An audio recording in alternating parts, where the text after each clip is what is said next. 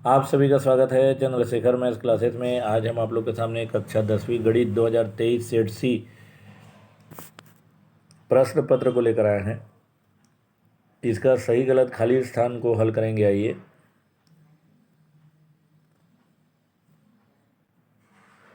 सही विकल्प चुनकर लिखिए। पहला प्रश्न, कॉस वर्ग 49 अंश धन साइन वर्ग 49 अंश। हम जानते हैं कि साइन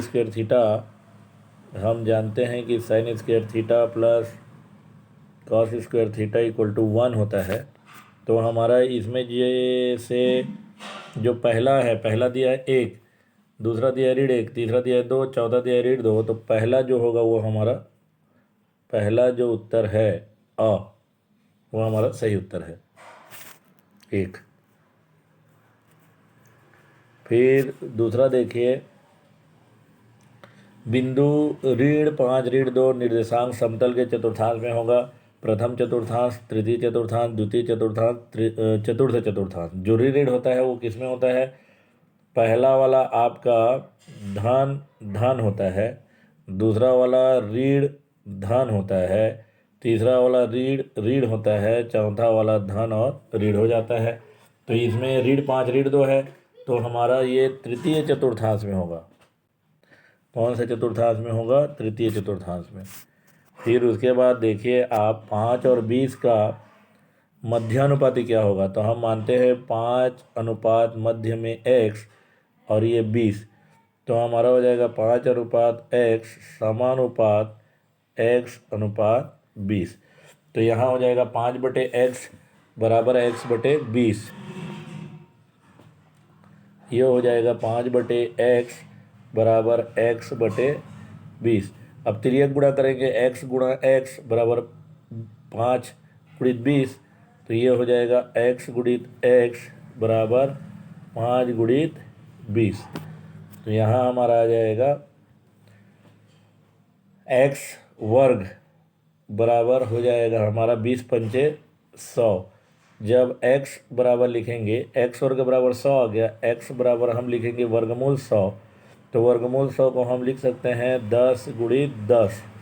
तो लेकिन यहाँ पे हमारा वर्ग समीकरण वर्गमूल लग गया है, तो इसका उत्तर प्लस माइनस में आ जाएगा। तो हमारा उत्तर आ जाएगा प्लस माइनस 10। तो इसका जो सही उत्तर होगा वो आपका प्लस माइनस 10। एक दिया है 12.5, प्लस माइनस एक दिया है प्लस माइनस 100, एक प्लस माइनस 10, एक प्लस माइनस 4। तो ये जो धन ऋण 10 दिया है वो हमारा धन ऋण 10 दिया है, ये हमारा सही उत्तर है।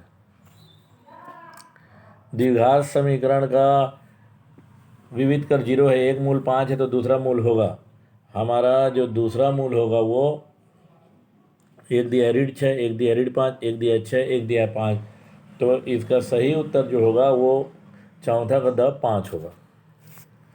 वित्तीय वर्ष की अवधि होती है 1 अप्रैल से 31 मार्च तक, 1 मार्च से 31 अप्रैल तक, 1 जनवरी से 31 दिसंबर और 1 जून से 31 मई। तो इसका सही उत्तर है 1 अप्रैल से 31 मार्च तक। तो जो पहला वाला है 1 अप्रैल से 31 मार्च तक हमारा सही उत्तर है।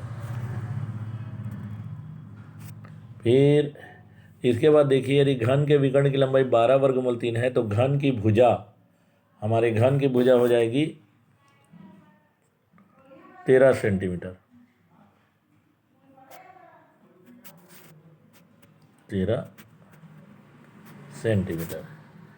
फिर और आगे देखते हैं,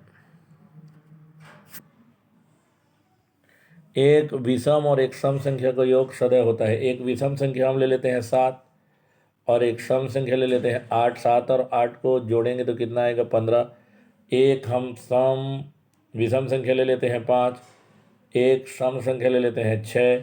6 5 11। देखिए क्या आ रहा है, यदि हम एक विषम संख्या और एक सम संख्या को जोड़ेंगे तो सदैव हमको विषम संख्या ही प्राप्त होगा। क्या प्राप्त होगा?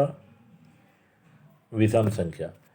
फिर और आगे बढ़ते हैं, समरूप बहुभुजों की संगत भुजाएं खाली स्थान होती है। समरूप बहुभुजों की संगत भुजाएं खाली स्थान होती है तो आनुपातिक होती है। तीसरा का उत्तर आनुपातिक।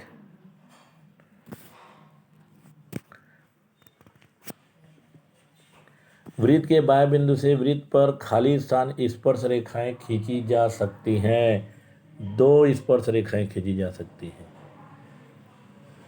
2। आयकर विभाग द्वारा प्रत्येक व्यक्ति, संस्था या कंपनी को एक पहचान संख्या दी जाती है जिसे खाली स्थान कहते हैं। इसे हम पैन कहते हैं, PAN, या इसको बोलते हैं स्थायी खाता संख्या, स्थायी पैन नंबर या स्थायी खाता संख्या। फिर सत्य असत्य लिखिए। किसी बहुपद AX वर्ग धन BX धन C के शून्यकों का योगफल ऋण x वर्ग का गुणांक ऋण x का गुणांक होता है। हम जानते हैं शून्यकों का योगफल का सूत्र हमारा क्या होता है, ऋण B बटे A। तो यहाँ हमारा होता है, यहाँ जो x वर्ग का गुणांक है वो x का गुणांक होना चाहिए, x का गुणांक बटे x वर्ग का गुणांक। तो ये यहाँ उल्टा दे दिया है, x वर्ग का गुणांक बटे x का गुणांक। x ऊपर रहता, x वर्ग नीचे रहता तो सत्य होता। तो ये जो हमारा दिया है ये हमारा असत्य है। पहला का असत्य है।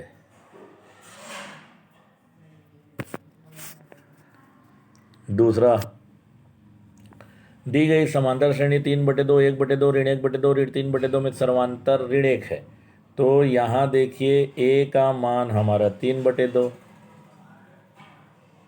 प्रथम पद A बराबर 3/2, सर्वांतर D बराबर, दूसरा पद में पहले पद को घटाएंगे तो 1/2 ऋण 3/2, घटाएंगे तो हमारे पास क्या आएगा, 1 ऋण 3/2।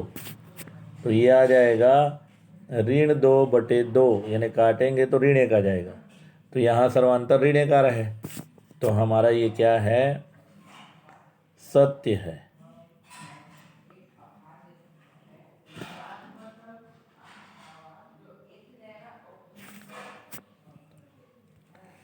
उसके बाद 2 cos 80 अंश बटे साइन 10 अंश का मान होगा 2 का 2 cos 80 अंश, साइन 10 अंश को लिख सकते हैं हम साइन 90 ऋण 80।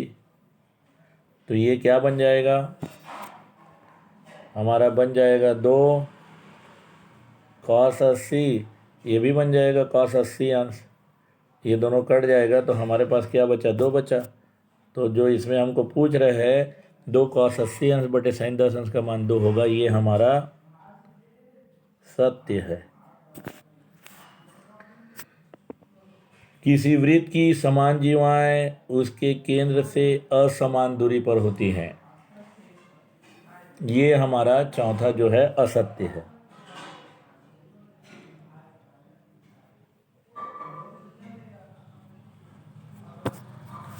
फिर और देखिए, बिंदु एक्स वाई की भुज x है। हम जानते हैं पहले x वाले को भुज बोलते हैं और y वाले को कोटि।